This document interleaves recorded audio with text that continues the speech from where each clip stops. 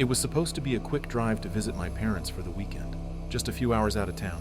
I'd taken the same route hundreds of times without a hitch, but something about this trip felt different. Maybe it was the weather. It was unusually foggy that evening, but I decided to push through. I'd been driving for about 2 hours when my car suddenly started acting up. First, I heard a weird sound, like a clunking noise from under the hood. Then, the engine sputtered, and before I could pull over, it died. I pulled over to the shoulder and tried to restart it, but nothing happened. I checked the gas, plenty of fuel. I even tried a few basic things, like checking the engine for obvious issues, but nothing stood out. I pulled out my phone to call for roadside assistance, but I had no signal. Panic started to set in. There were no houses around, just endless fields and trees. I couldn't remember the last time I'd seen a car pass by. So, I did what I thought was the best idea at the time. I started walking. It wasn't too late, maybe around 9 p.m., but the fog was thick and the world felt unnervingly quiet. I had no choice but to walk down the road, hoping I'd find a house or even a small store where I could call for help. A couple of hours later, I was still walking. The darkness felt oppressive, and the fog was only getting thicker. Then I saw headlights in the distance. I waved my arms frantically, praying it was someone who could help me. The car slowed, and as it got closer, I saw that it was a truck with a man inside. He rolled down the window and asked if I needed help. I explained my situation, and he said he could give me a ride to the nearest town. But first, he wanted to see if he could take a look at my car. He seemed friendly enough, but something about him felt off. His eyes were wide, and his voice was a bit too cheery for the situation. I was hesitant, but I agreed. He parked his truck behind my car and got out, offering to check the engine. I waited in the car, my hand on the door handle, ready to bolt if I needed to. About 10 minutes passed, and then the man came back to the window. "There's something wrong with your car," he said. "It's not going to start. You should just get in my truck. I'll take you to town." I was about to open the door when something strange happened. The headlights of his truck flickered, and I could have sworn I saw a shadow pass by in front of the vehicle. He seemed to notice it too, because he immediately got back into the truck and locked the doors. "Stay here," he said, his voice suddenly cold. "I'll call for help."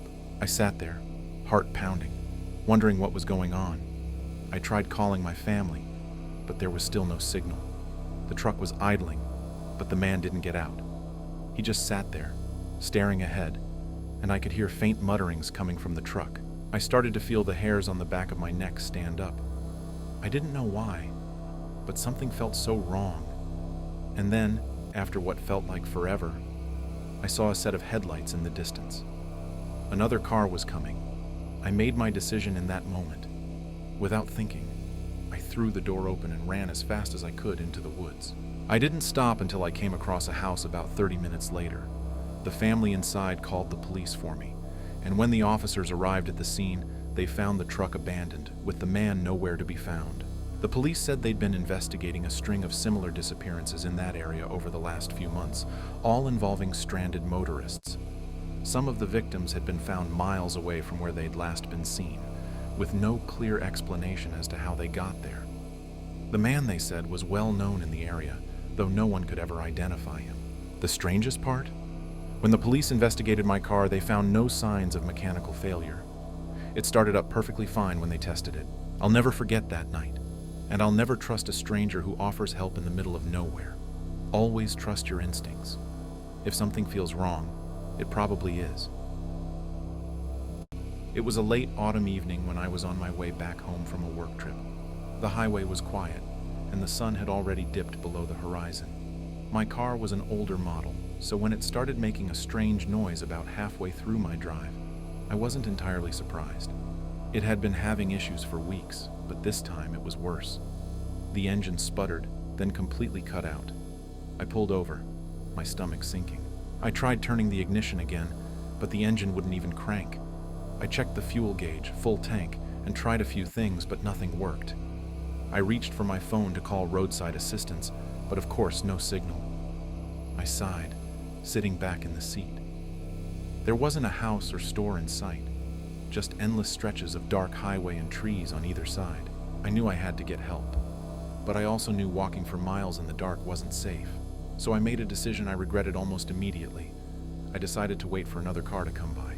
An hour later, a single set of headlights appeared in the distance, slowly approaching. I was relieved to see it, hoping it was a truck or another driver who could help me out. When the car got closer, it slowed down, and eventually it came to a stop next to mine. The driver, a man in his late 20s or early 30s, rolled down his window. "Need some help?" he asked with a friendly smile. I hesitated. I wasn't used to accepting help from strangers, but at that point, I didn't have many options. My options were slim: either wait for another car or trust this guy. I went with the latter, thinking I'd be okay. "Yeah," I replied. "I'm stranded. My car just died on me, and I don't have any service. I could really use a ride into town to call someone." The man didn't hesitate. "Hop in. I'll take you into town." I climbed into the passenger seat, feeling a little uneasy but still thankful. He was talkative enough at first, asking about my day and what I did for a living. But the more we talked, the more I started noticing things that didn't sit right with me. His answers seemed rehearsed, and his eyes kept darting around, not really focusing on the road. After about 5 minutes of driving, he took an unexpected turn off the main road onto a narrow dirt path. Where are we going?" I asked, panic rising in my chest. "Oh, I know a quicker way to get to the town," he said, smiling again. But his smile was different this time, strained, almost too wide. I told myself to stay calm, but the hairs on the back of my neck stood up. The road was getting rougher, and I was starting to feel trapped. I pulled my seatbelt tighter around me, glancing at the door handle, wondering how fast I could open it if I needed to make a run for it. The man kept talking, but I was no longer listening. All I could think about was the deepening darkness outside the car and how isolated we were. I thought about my phone again, but it was still dead. Then, he did something that completely shattered my sense of security.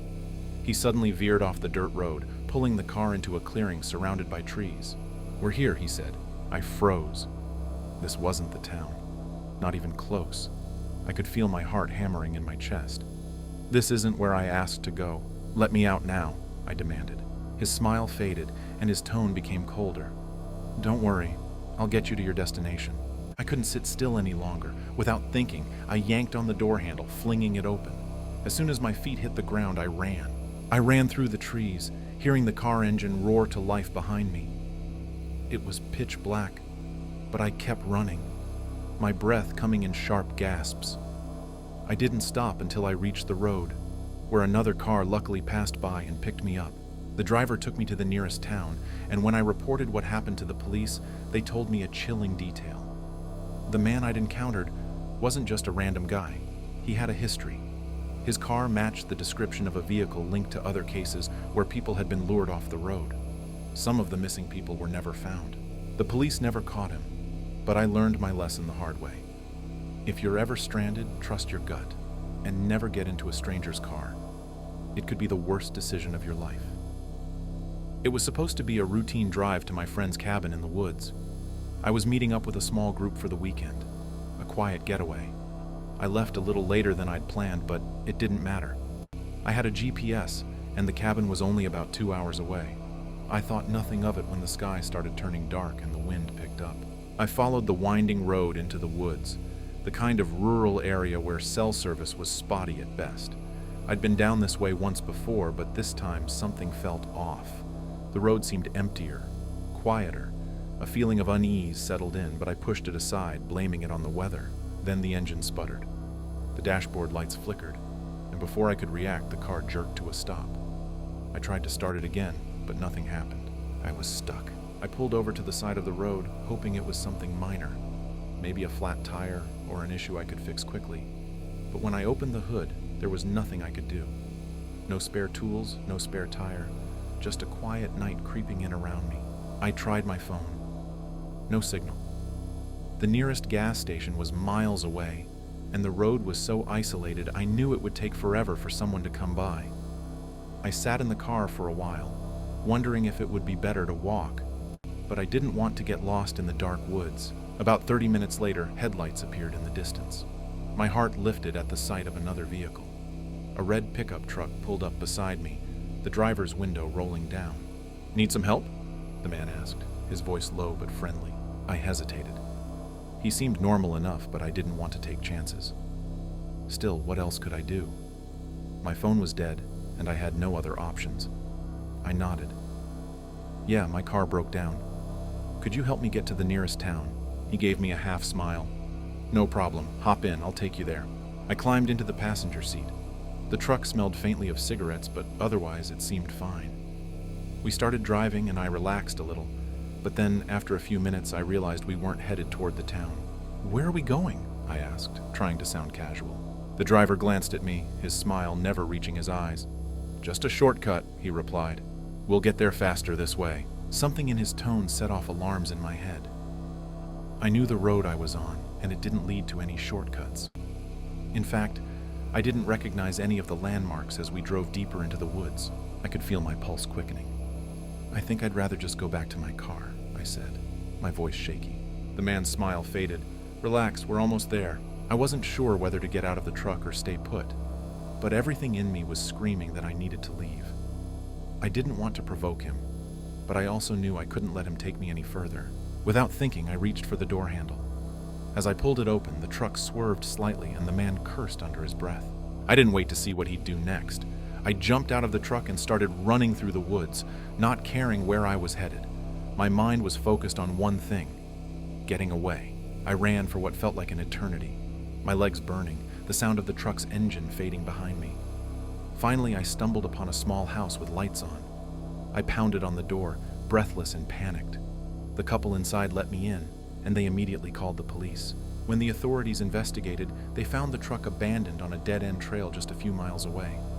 The man was never caught, but I later learned he had a history of picking up stranded motorists, only to lure them further into the woods. I didn't take chances after that. I always made sure to travel in well-lit, busy areas, and I never got into a car with a stranger again. That night taught me a hard lesson about trusting the wrong people when you're vulnerable. Thank you for tuning in. See you in the next video.